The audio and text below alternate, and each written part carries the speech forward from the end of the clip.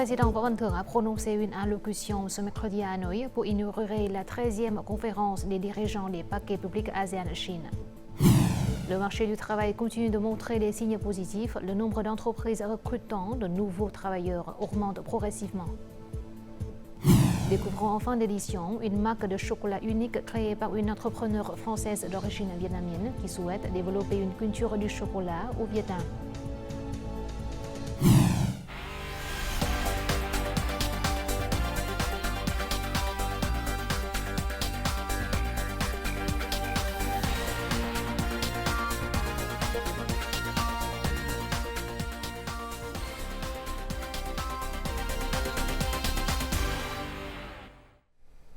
Mesdames et messieurs, bonjour. Merci d'être venus dans cette nouvelle édition du journal francophone. Le président de la République, Võ Văn Thưởng, a prononcé une allocution ce mercredi matin à Hanoï pour inaugurer la 13e conférence des dirigeants des paquets publics ASEAN-Chine. Le chef de l'État vietnamien a salué le thème choisi pour la conférence cette année, renforcement de la coopération internationale dans la prévention et la lutte contre la criminalité de haute technologie et la criminalité transnationale. Selon lui, les pays ont travaillé ensemble pour prévenir et réprimer la criminalité en général.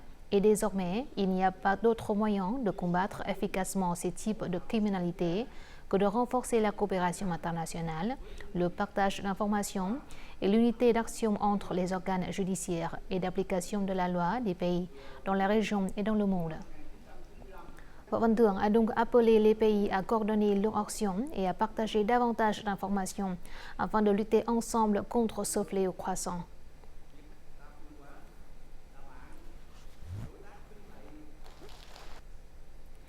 Le Premier ministre Phạm Minh Chính a présidé une réunion du gouvernement visant à évaluer la situation socio-économique du mois de novembre et des 11 premiers mois de cette année, ainsi que la mise en œuvre du programme de redressement et de développement socio-économique. La réunion a également examiné l'état d'avancement des investissements publics, des 3 programmes nationaux prioritaires et le projet de résolution sur les tâches et solutions clés pour l'année prochaine. Le Premier ministre a souligné les aspects positifs tels que la stabilité macroéconomique, la maîtrise de l'inflation, la croissance économique dans tous les secteurs, l'amélioration des conditions de vie, le maintien de la sécurité et le succès de la diplomatie. Il a exhorté tous les niveaux, secteurs et localités à redoubler d'efforts et de détermination pour atteindre les objectifs fixés pour cette année. La deuxième séance plénière et la cérémonie de clôture du premier sommet parlementaire au Cambodge, Laos, Vietnam, CLV, a eu lieu le 6 décembre à Vientiane, au Laos. Le sommet a adopté une déclaration commune sur le renforcement du rôle de l'organe législatif dans la promotion d'une coopération intégrale entre le Cambodge, le Laos et le Vietnam. Les 3 présidents de l'Assemblée nationale ont signé la déclaration commune réaffirmant leur engagement à élargir et à approfondir davantage les relations de coopération et de partenariat parlementaire. Le président de l'Assemblée nationale vietnamienne Vương Đình Huệ a souligné qu'il est primordial d'intensifier la solidarité entre le Cambodge, le Laos et le Vietnam et de rendre substantiel le projet de coopération, notamment dans un monde de plus en plus instable et imprévisible. Lors de la cérémonie de clôture au nom de l'Assemblée nationale du Vietnam, Vương Đình Huệ a reçu de la partie Lao la responsabilité d'accueillir le 2e sommet parlementaire Cambodge-Laos-Vietnam, prévu en 2025.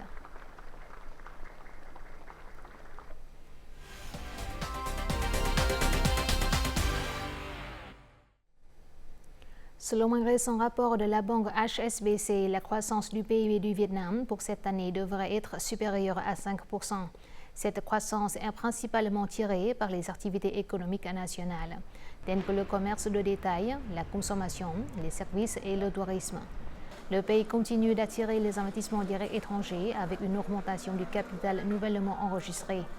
Au cours des 11 derniers mois, le total des IDE a augmenté de près de 15% par rapport à la même période de l'an dernier. Alors que les activités d'importation et d'exportation ont connu un léger déclin, la production industrielle se redresse progressivement. Selon le ministère du Travail, des Invalides et des Affaires sociales, le marché du travail au Vietnam continue de montrer des signes positifs.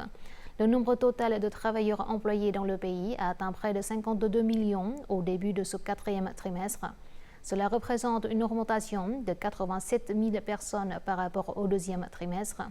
Dans les localités comptant de nombreuses zones industrielles comme Bình Dương, Đồng Nai et Ho Chi Minh Ville, le nombre d'entreprises souhaitant recruter de nouveaux travailleurs augmente de plus en plus.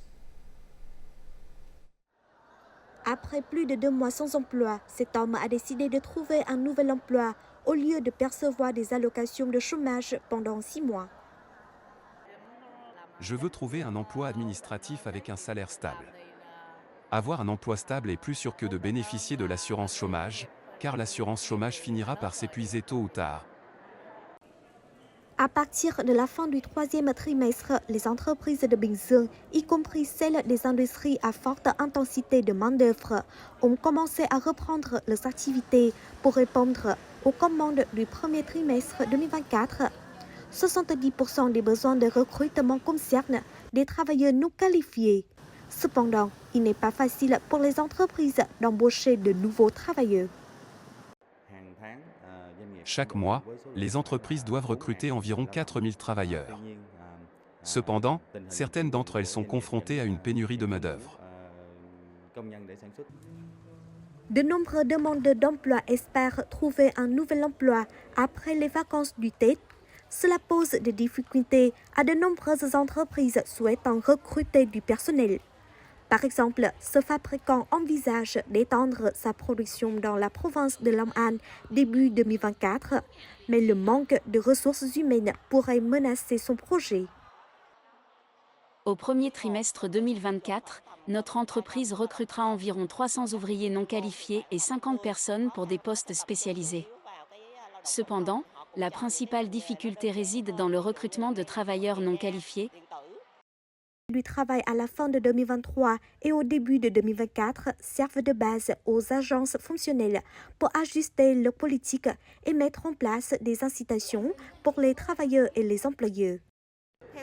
Sur la base des besoins réels des industries et des travailleurs, la ville développera des politiques de soutien aux entreprises en offrant une formation professionnelle aux travailleurs et en créant les conditions permettant aux chômeurs d'accéder à des emplois stables. Avec la tendance de déplacer la main-d'œuvre des zones clés vers les localités, la connexion des bases de données à l'échelle nationale est nécessaire pour renforcer le lien entre les demandeurs d'emploi et les employeurs. Le volume total des marchandises importées et exportées via les postes frontaliers internationaux de Móng Cái dans la province de Quảng Ninh a dépassé 1,4 million de tonnes depuis le début de l'année, soit une augmentation de près de 75% par rapport à la même période de l'année dernière. Au poste frontier de Bắc Luân 2, près de 2500 tonnes de marchandises en moyenne sont dédouanées quotidiennement. Les principaux produits d'exportation comprennent les fruits, la farine de manioc, les fruits de mer et les graines séchées. En outre, près de 4 millions de personnes sont entrées et sorties par la porte frontière de Móng Cái. Le développement de l'économie nocturne est l'une des orientations importantes du développement touristique de Ho Chi Minh Ville. Cette localité affirme sa marque de la ville qui ne dort jamais en déployant ses marchés nocturnes et ses zones piétonnes. Actuellement, non seulement les quartiers centraux, mais aussi de nombreuses zones périurbaines promeuvent également les activités nocturnes pour attirer les touristes. Tout de suite, état de lieu. Voici le quartier de vie nocturne du district de Binh Chánh en banlieue de Ho Chi Minh Ville. Ce lieu vient d'être agréé par le comité populaire de la ville pour piloter des activités nocturnes. En plus de 250 stands, cette rue nocturne consacrera plus de 1000 mètres carrés aux espaces de jeux et de sport pour enfants. Ho Chi Minh Ville s'attend à ce que ce lieu attire les visiteurs des provinces voisines et même du centre-ville. Fin septembre de cette année, le parc de divertissement et culinaire An Sương, dans le 12e arrondissement, a été mis en service. Il s'agit également du premier marché nocturne complexe de la banlieue d'Ho Chi Minh Ville, répondant à la demande de divertissement et de shopping des habitants locaux. Depuis l'ouverture de ce marché nocturne, je viens souvent ici pour me divertir. Je l'adore.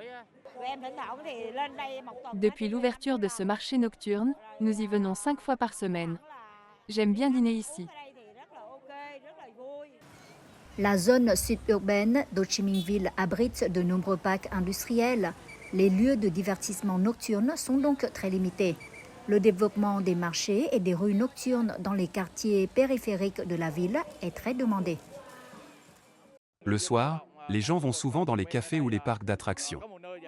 En banlieue d'Ho Chi Minh Ville, les ouvriers sont nombreux. Ho Chi Minh Ville détermine que la planification de l'économie nocturne ne peut pas être massive, mais doit avoir une répartition raisonnable pour éviter les conséquences environnementales et la pollution sonore pour les zones environnantes. Planifier le développement de l'économie nocturne dans les zones suburbaines est la politique d'Ho Chi Minh Ville. L'économie et les événements nocturnes seront répartis dans de nombreux quartiers. Nous déployons aussi de nouveaux produits pour diversifier les choix des touristes venant à Ho Chi Minh Ville.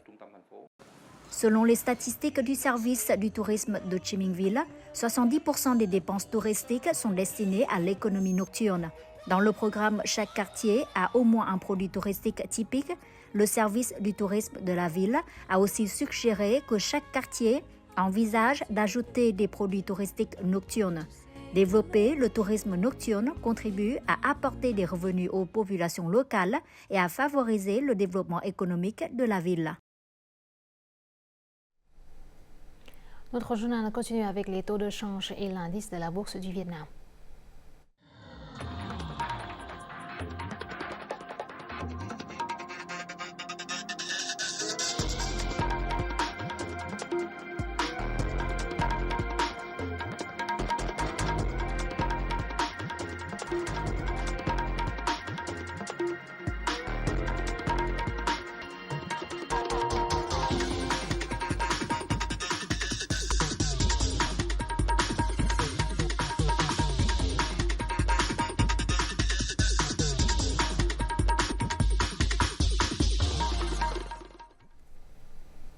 Les pays du monde entier déploient des efforts pour remplir leur engagement visant à atteindre zéro émission nette. Dans le cadre d'un effort collectif visant à améliorer l'absorption du carbone, le Vietnam a reçu plus de 41 millions de dollars de la Banque mondiale grâce à la vente de crédits de carbone forestier. Ce montant équivaut à 80% du financement engagé dans le cadre de l'accord de paiement des réductions d'émissions. La mise en œuvre initiale de l'accord au Vietnam s'est avérée fructueuse, apportant une contribution significative à la gestion et à la conservation des forêts. Au cours des 10 dernières années, la majorité des ménages ethniques du village de Cha Mang dans la province de Thừa Thiên Huế ont collaboré pour protéger 560 hectares de forêt. En conséquence, chaque ménage reçoit environ $100 par an pour sa contribution aux services environnementaux. Cela a fourni une source alternative de revenus par rapport aux pratiques agricoles traditionnelles. Les habitants d'ici dépendent fortement des forêts pour leur subsistance. Leur sensibilisation à la protection des forêts s'est accrue depuis le début du programme communautaire de protection des forêts. Depuis le lancement des efforts de protection des forêts, les revenus annuels des services environnementaux dans la province ont quadruplé pour atteindre 3,2 millions de dollars. En conséquence, la communauté locale recevra $7 800 supplémentaires provenant de la vente de crédits carbone. Cette initiative aide les résidents à améliorer leurs moyens de subsistance, à diversifier leurs sources de revenus et à développer les zones rurales avec une touche moderne. Les provinces de Thanh Hóa, Nghệ An, Hà Tĩnh, Quảng Bình, Quảng Trị et Thừa Thiên Huế constituent les 6 principales localités participant à l'accord de paiement des réductions d'émissions. La région compte actuellement plus de 3,1 millions d'hectares de terres boisées, ce qui représente plus de 21% de la superficie forestière totale du pays. Jusqu'en 2050, nous continuerons à protéger les forêts à usage spécial, protectrices et naturelles. Nos principaux engagements en matière de réduction des émissions ont toujours consisté à promouvoir la recherche sur les variétés végétales afin de renforcer le cycle des forêts plantées, d'augmenter la productivité forestière et la teneur en carbone. De 2010 à 2020, les émissions moyennes du secteur forestier ont diminué de moitié, passant de 69 millions de tonnes à 30 millions de tonnes. Cela démontre les résultats positifs du programme de conservation des forêts du Vietnam. Élever des enfants est un long parcours qui demande beaucoup d'efforts et d'amour de la part des parents. Pour les familles avec enfants atteints de paralysie cérébrale, ce parcours devient encore plus difficile. Dans le reportage suivant, découvrons le parcours d'une mère et de son fils atteints de paralysie cérébrale dans la province de Kon Tum, sur les hauts plateaux du centre. Grâce aux efforts extraordinaires de la mère et de son fils, le miracle s'est produit. Une semaine après sa naissance, mon fils a eu une forte fièvre. Le médecin a diagnostiqué que mon fils souffrait d'une infection du sang et d'un ictère. Seule une transfusion sanguine pourrait lui sauver la vie. À son 3e mois, j'ai constaté que le comportement de mon enfant était très inhabituel par rapport aux autres nouveau-nés. Lorsqu'il a été réexaminé, le médecin lui a diagnostiqué une paralysie cérébrale. Le cœur de la mère s'est brisé lorsqu'elle a appris que son enfant souffrait de paralysie cérébrale, car son fils ne peut pas se développer, bouger ou parler normalement. Pour qu'il puisse appeler le nom de sa mère, Vi et son fils ont dû passer 9 longues années à pratiquer. Et pour qu'il puisse écrire et à marcher tout seul, beaucoup de sueur et de larmes ont été versées.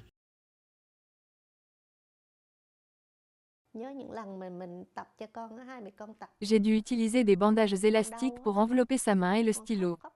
Ensuite, je l'ai aidé à s'entraîner à écrire chaque lettre.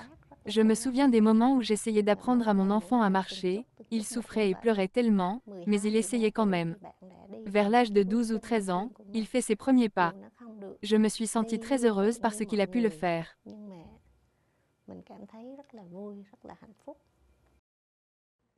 Dis-moi ce que tu veux faire dans le futur.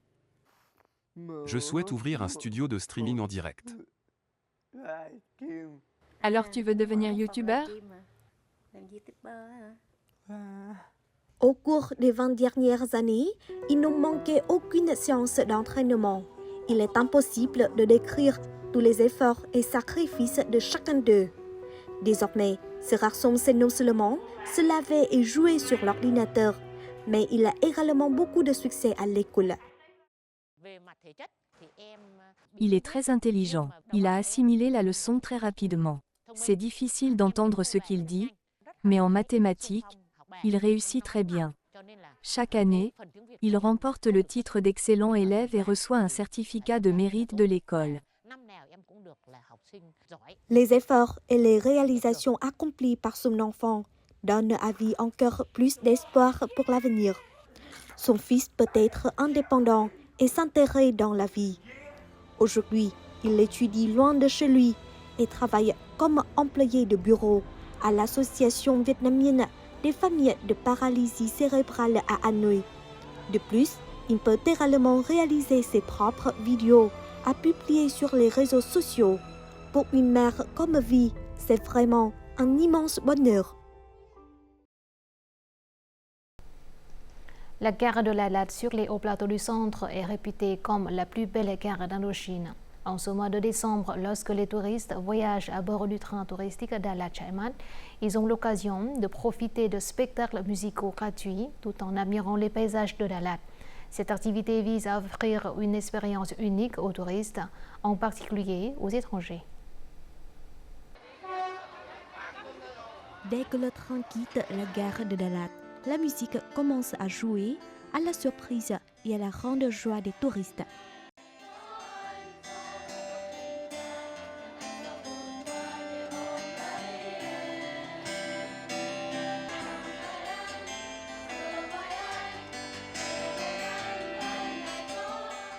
Lorsque nous nous réunissons et chantons ensemble, nous oublions le froid de Dalat. C'est la première fois que je vis un voyage aussi merveilleux que celui-ci. C'est une expérience formidable d'admirer le paysage tout en profitant de la musique dans ce wagon. Cela nous aide à nous rapprocher les uns aux autres. Pour la première fois, ce type de spectacle musical est organisé dans les trains de Dalat. Le train de 9h30 qui part quotidiennement se transforme en scène de spectacle. Il n'y a pas de séparation entre les artistes et le public. Ce train spécial célèbre le 130e anniversaire de la création et du développement de la ville de Dalat. Les programmes musicaux sont présentés quotidiennement tout au long de la route allant de Dalat à Chaimat et vice-versa. Les visiteurs peuvent profiter des performances de guitaristes ou violoniste professionnel. Je veux que la musique aide à connecter les touristes avec les habitants de Dalat. C'est une grande joie de voir les gens apprécier mes performances. La gare de Dalat a été construite en 1932 et achevée 6 ans plus tard. Aujourd'hui, elle accueille quotidiennement plus de 1000 passagers qui viennent visiter et découvrir ce chemin de fer historique. Les spectacles musicaux auront lieu jusqu'à fin décembre.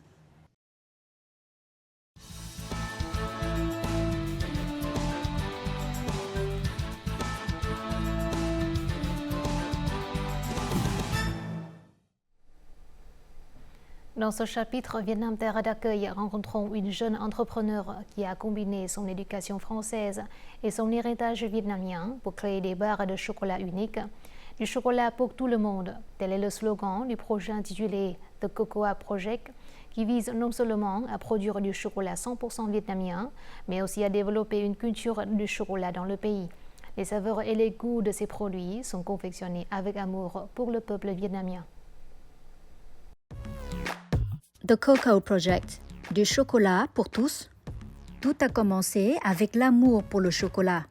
À partir de fèves de cacao vietnamiennes, au chocolat fièrement fabriqué au Vietnam. Mais qu'est-ce qui différencie The Cocoa Project des autres marques de chocolat local? Au lieu de promouvoir le chocolat vietnamien dans le monde entier, The Cocoa Project se concentre sur la création d'une culture du chocolat ici, dans le pays. Et ce n'est pas une surprise si l'auteur de cette expérience inspirante est une jeune franco-vietnamienne. Comme tant de jeunes Vietnamiens d'outre-mer avant elle, Khánh Linh s'est retrouvée sur un vol aller simple vers le Vietnam pour réaliser son rêve. Le Vietnam est le pays des opportunités. C'est très dynamique et j'avais très envie de vivre une expérience dans un pays étranger, hors de France. Et effectivement, je suis d'origine vietnamienne, donc c'était aussi l'occasion pour moi de renouer avec mes racines, le pays de mes parents. L'idée était de créer un musée du chocolat. Nous voulions donc créer un musée dédié au chocolat et expliquer aux gens comment on cultive le cacao pour faire du chocolat. C'est pourquoi le chocolat au Vietnam est si spécial. Et petit à petit, notre projet a évolué et finalement il est devenu ce qu'il est aujourd'hui, qui est un projet plutôt FB orienté vers les habitants. Au fil des années, le Vietnam est devenu un lieu permettant aux petites entreprises de créer une diversité de chocolat pour les consommateurs nationaux. Il a ainsi la possibilité de mieux se positionner sur la carte mondiale du chocolat. Ouvert en mars 2022, The Cocoa Project, un chocolatier et un café de type Bean to Bar, s'est forgé une réputation de bouche à oreille parmi les habitants d'Ho Chi Minh Ville en tant que lieu idéal pour les amateurs de chocolat. Ce que nous faisons ici, c'est de promouvoir le chocolat vietnamien. Le chocolat dans le monde est principalement fabriqué à partir de fèves de cacao africaines.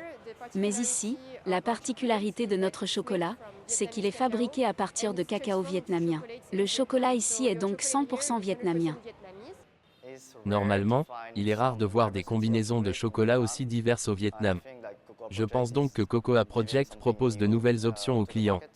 En arrivant ici, j'ai pu goûter à des saveurs que je n'avais jamais connues auparavant, comme le chocolat associé aux fruits de la passion ou à la mangue. Je ne pense pas pouvoir le trouver facilement ailleurs. Les marques de chocolat comme The Cocoa Project ont plus de latitude pour faire preuve de créativité avec différentes recettes et combinaisons. Chaque tablette de chocolat a une origine différente puisque le cacao a été cultivé dans des régions différentes, elle offre donc une saveur différente. C'est certainement la saveur qui fait la différence chez Cocoa Project, mais la façon dont il fonctionne aussi. Le fait que Cocoa Project fabrique entièrement ses produits au Vietnam est également quelque chose qui augmente la valeur de cette entreprise. Dans la poursuite de sa passion pour le chocolat, Khánh Linh a eu la chance de rencontrer Grisha, un Belge installé au Vietnam depuis plusieurs années. Grisha a 3 décennies d'expérience en tant qu'entrepreneur chocolatier. Il est également le fondateur du programme Cacao Trace, un programme mondial d'approvisionnement durable en cacao. Après avoir discuté et échangé des idées, Les deux se sont liés par leur intérêt mutuel pour le chocolat et leur passion pour la promotion d'une nouvelle vague de produits chocolatés adaptés au marché vietnamien. Notre slogan est « Du chocolat pour tout le monde ». Au début, nous voulions rendre hommage aux Vietnamiens, à sa façon de vivre. C'est pour cela que par exemple sur cette tablette, vous voyez des photos de gens dans la rue, conduisant la moto et portant des choses très diverses. Nous voulons montrer aux gens que le chocolat ne concerne pas seulement les Kit Kat ou d'autres produits typiques dans les supermarchés, le chocolat peut être quelque chose de différent. Et si nos créations chocolatées étaient adaptées aux goûts locaux pour pouvoir être partagées plus largement? Tel est l'esprit de Khánh Linh, ce qui lui a aidé à fasciner de plus en plus d'amateurs de chocolat au Vietnam avec des barres de chocolat inspirées de la culture vietnamienne.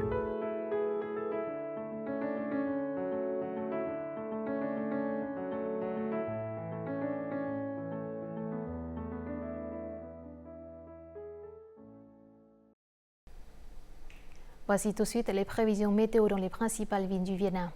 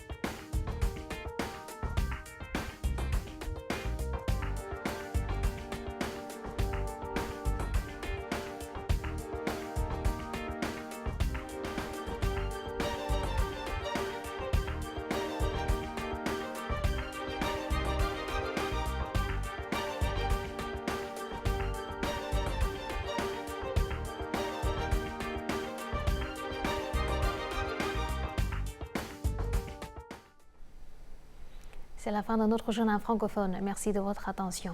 Afin de regarder en ligne les émissions de la chaîne VTV4, veuillez consulter le site web apparu à l'écran. Vous pouvez aussi télécharger l'application VTV4 sur App Store ou Google Play. Au revoir et à la prochaine.